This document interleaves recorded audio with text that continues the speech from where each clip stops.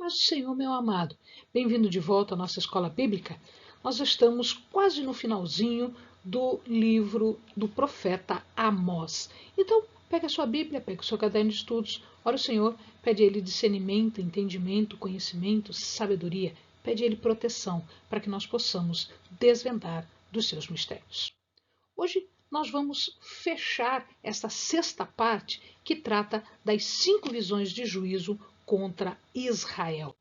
E faremos isso já dando ensino, profundidade àquilo que está no verso 2 e no verso 4 do capítulo 9, ou seja, da garantia da busca divina.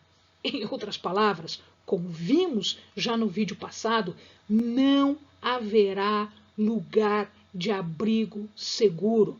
Os fugitivos podem ter certeza de que eles vão fugir do lugar, mas eles não vão fugir do juízo de Deus. Deus coloca em andamento o seu juízo.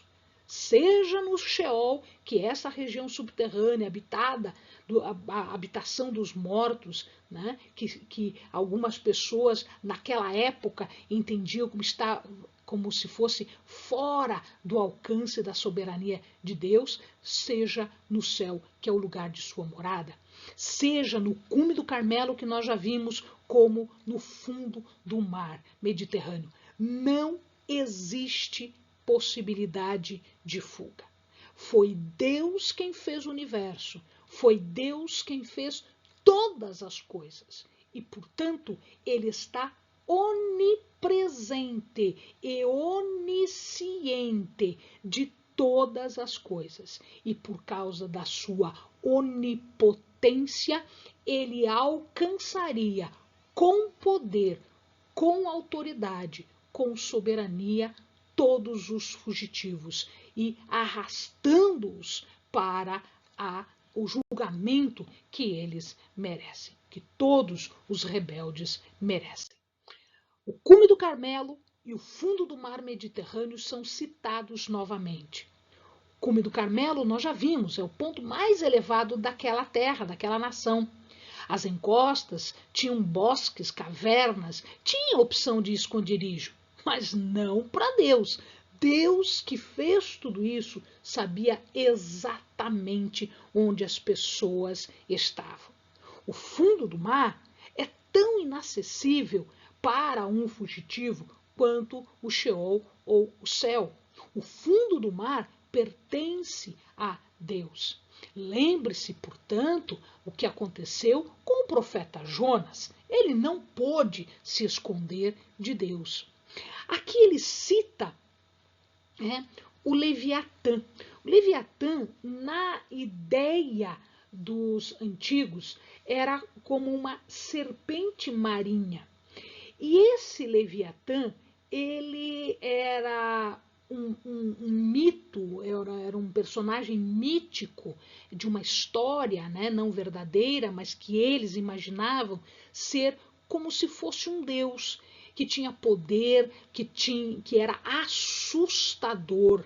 E os antigos, eles temiam o Leviatã no mar. Lembre-se que quando Jonas caiu no mar, Deus fez com que um peixe o engolisse, né, que um animal o engolisse, fez com que um animal o cuspisse para a terra. É Deus que faz todas as coisas e ele encontra todas as pessoas onde quer que ela esteja. Esse Leviatã aqui era um personagem de força, de poder. Os marinheiros tinham medo desse Leviatã. Mas aqui a palavra de Deus diz que até o Leviatã recebe ordem de Deus. Em outras palavras, não há onde se esconder. Quando o dia do Senhor chegar, quando o dia do Senhor for decretado, não existe esconderijo, não existe refúgio, nem no cativeiro, porque eles tinham desconsiderado as advertências de Deus. Então agora eles seriam alcançados e seriam atingidos. Começa agora o terceiro hino sobre a soberania divina, ainda dentro deste complexo aqui das 5 visões, né, para a gente quase terminar esta sexta parte. Neste hino, celebra-se o acesso, o poder, a soberania, a grandeza de Deus sobre o céu e a terra. A presença de Deus habita todos os lugares do universo. Ele é onisciente, onipresente e onipotente. Então, não interessa onde, de alto a baixo, à esquerda, à direita, em cima, embaixo, não tem lugar onde a presença de Deus não se faça sentir. E da mesma maneira, o juízo é inevitável. O juízo de Deus é fortalecido por esta celebração de poder. Porque Deus é poderoso, o juízo é inevitável. O julgamento vai acontecer e vai acontecer como Deus quer. E aí ele fala de derretimento da terra por conta do poder de Deus, o luto dos seus moradores que vão relembrar este terremoto, esta destruição. O seu domínio sobre o mar, que controla as marés, a cheia e a vazante do Nilo, as chuvas em todo o ciclo de chuva, desde as primeiras até as últimas chuvas. A atividade de juízo aqui é dada por Deus. Deus é que vai mover o juízo. Deus é que vai pôr em marcha o julgamento. E ele fala, até o verso 10, ele fala sobre um peneirar. Alguns estudiosos imaginam que esta parte aqui foi feita porque Amós recebeu um protesto. As pessoas protestaram contra as coisas que Amós estava dizendo.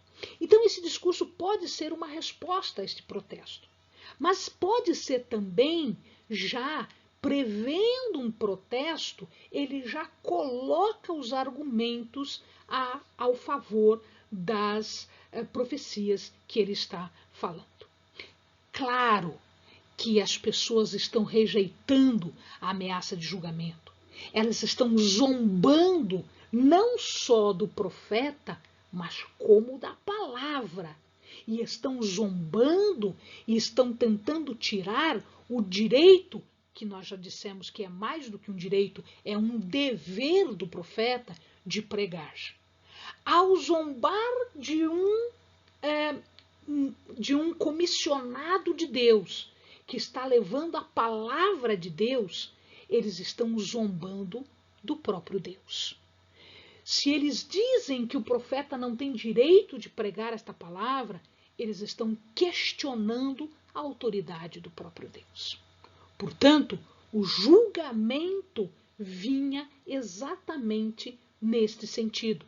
E Amós vai responder às perguntas feitas ou às perguntas que eles ainda vão fazer. Portanto, ele despeja os anúncios de juízo sobre as pessoas. E ele fala dos etíopes. A Etiópia, só para o amado ter uma ideia, mais ou menos aqui, ó, aqui em cima, está Israel. Mais ou menos aqui para cima está Israel.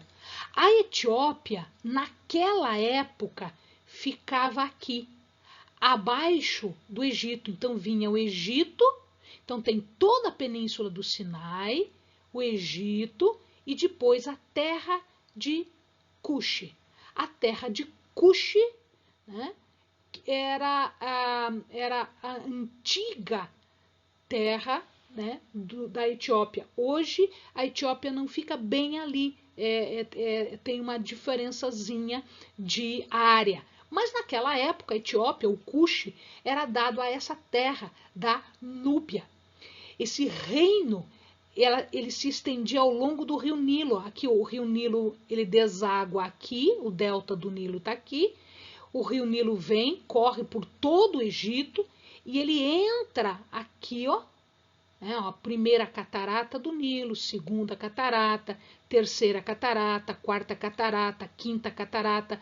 E toda a partir da primeira catarata até o final, quando o Nilo se abre em dois, né, ele se estende até o final do Nilo estava a Etiópia.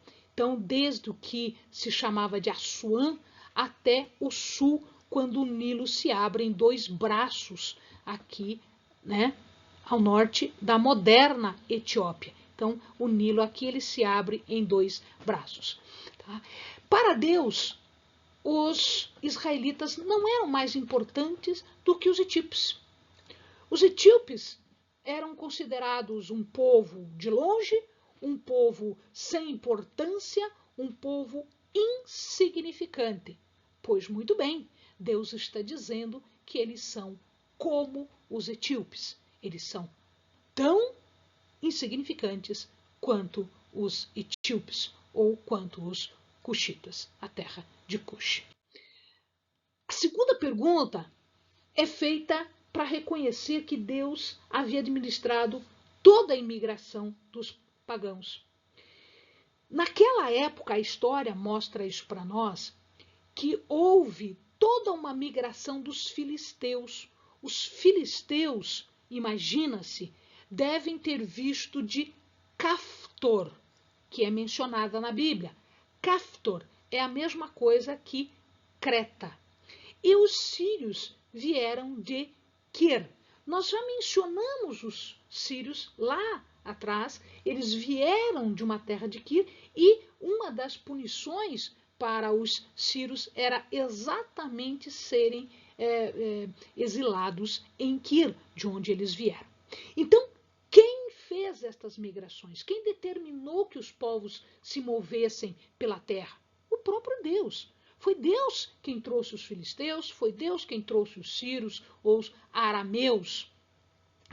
O cuidado de Deus, amados, ele atinge todos os povos.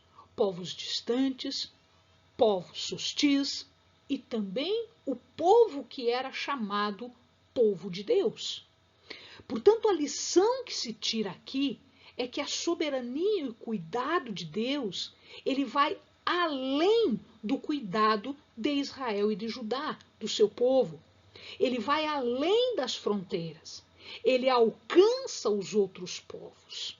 E uma segunda lição é que o êxodo não é uma peculiaridade, é uma questão específica do povo de Deus. E isso não os protegia do juízo quando eles rompessem a aliança que os fez libertos do cativeiro egípcio. Então, não viver de acordo com esta libertação que Deus deu através daquele êxodo do Egito, né, vai resultar em perder a terra, que era um benefício de Deus, e também da existência enquanto nação. Eles iriam ser despedidos sem nada para o exílio. Eles perderiam a terra, eles perderiam a autonomia de governo, política, eles seriam exilados. E tanto a nação quanto a terra tinham sido prêmios que Deus havia lhes dado na libertação, além da libertação. Né? E aqui, Deus, ele vai dizer o seguinte, que se alguns sobreviverem por conta dessas advertências misericordiosas de Deus, essa sobrevivência pessoal de alguns deles, né, vai destoar da maioria que será extinta, que será morta. Então, haverá uma sobrevivência pessoal de alguns. E isto agora faz emenda com esta última parte que ele fala de um peneirar. Deus é um comandante em chefe, é quem determina as coisas. E ele vai agora determinar a peneira das pessoas. Ele vai passar pelo crivo. Crivo é um tipo de peneira que deixa separado o grão dos cereais do refúgio que estavam misturados, pedra, ramo, sujeira, essas coisas. Então, era uma malha que permitia que o lavrador peneirasse os grãos, separando os grãos úteis, e o refúgio era retirado. Deus, portanto, determina a peneirada. Deus determina que eles serão peneirados. Quem é o pedregulho? O pedregulho são os líderes pecadores, são os rebeldes, são aqueles que se insurgem contra a aliança, contra a palavra de Deus, contra os ensinamentos de Deus. E os grãos são aqueles que se salvarão, são aqueles arrependidos que se voltam e que são salvos pelo Senhor, né? O pedregulho não vai escapar da peneira do juízo de Deus. Aqueles que se achavam imunes à calamidade, né, eles estavam tentando silenciar os profetas, que proclamavam que eles seriam atingidos. Mas a prova aqui da apostasia é exatamente o desafio que eles faziam à vontade de Deus. E depois eles alegavam isenção de responsabilidade. Não, nós não fizemos nada disso. O centro aqui, meu amado, são os condenados, que estão sob o juízo de Deus, que estão sob a espada, que estão no julgamento e que serão destruídos por conta da sua rebeldia. Amém, queridos? Bons estudos.